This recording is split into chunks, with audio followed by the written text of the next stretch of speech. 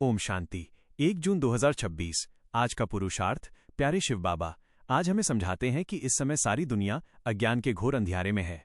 साधु, संत और महात्मा सभी साधना तो करते हैं, लेकिन सच्चा सद्गति दाता और पतित पावन केवल एक निराकार परमपिता परमात्मा ही है। बाबा इस ब्रह्मा तन का आधार लेकर हमें बेहद का संन्यास सिखाते हैं, जिसका अर्थ है बुद्धि से इस पुरानी दुनिया को भूल जाना।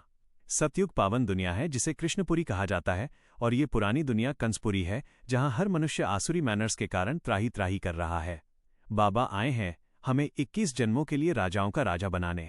वे हमें स्वयं से भी ऊंचा पूरे ब्रह्मांड और सृष्टि का मालिक बना देते हैं और स्वयं वानप्रस्थ में चले जाते हैं। पुरुषार्थ में क्या करना है? पुरुषार्थ में सबसे पहली मुख्य बात है अपनी एम ऑब्जेक्ट को सदा बुद्धि में सामने रखना। हमें 21 जन्मों का वर्षा पाने के लिए श्रीमत पर चलना है और दिव्य दैवी मैनर्स धारण करने हैं। पवित्रता की धारणा ही सबसे बड़ा मैनर्स है, जिससे बाकी सभी गुण स्वतः आ जाते हैं। गृहस्थ व्यवहार में रहते हुए कमल फूल समान पवित्र रहना है।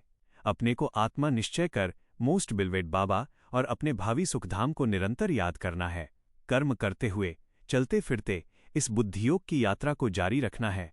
हर समय सर्व के गुणों को देखना है और सभी को संतुष्ट करने का उमंग उत्साह रखना है। जब हम दूसरों के केवल गुण देखेंगे तो हम स्वयं भी गुणमूर्त बन जाएंगे। पुरुषार्थ में क्या नहीं करना है? हमें इस पुरानी देह और देह के सभी संबंधियों में अपनी बुद्धि को नहीं फंसाना है, अर्थात इस पुरानी दुनिया से अपना मुख मोड़ लेना है। भक्ति मार्ग की तरह अंधश्रद्धा में आकर ईश्वर को सर्वव्यापी मानने की भूल नहीं करनी है।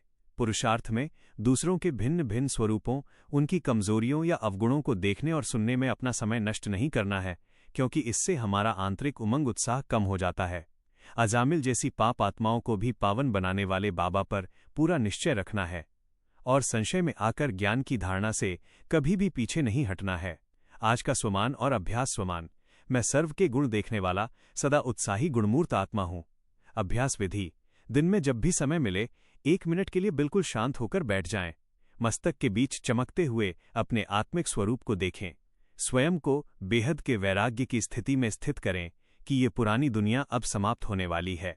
अपने सर्वशक्तिमान बाबा से पवित्रता और दिव्य गुणों की किरणें स्वयं में समाती हुई अनुभव करें।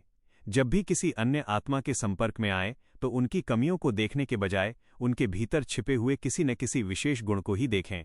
इस अभ्यास से आपका उत्साह सदा एकरस रहेगा और आप सहज ही अशरीरी स्थिति का अनुभव कर सकेंगे। ओम शांति।